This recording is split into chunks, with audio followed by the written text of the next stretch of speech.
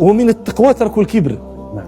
وشوف التواضع به يحصل الرفعة. الله.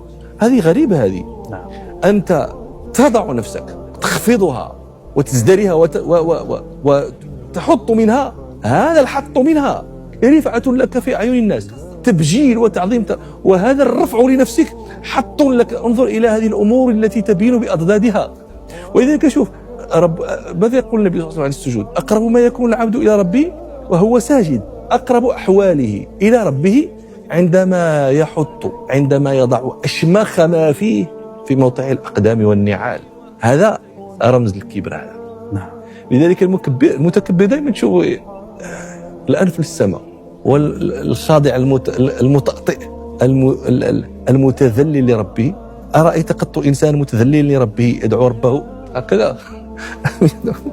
النبي صلى الله عليه وسلم في فتح مكة كان صلى الله عليه وسلم ذقنه يمس رقبته من شدة التواضع. لما أحدث ربنا له النعمة العظيمة أحدث له التواضع العظيم. ربنا سبحانه يرفعنا حتى نكون أقرب منه عندما نكون أخفض شيء. فهذا يدلك على السبيل التي ينبغي أن تسلك لتكون لك الرفعة.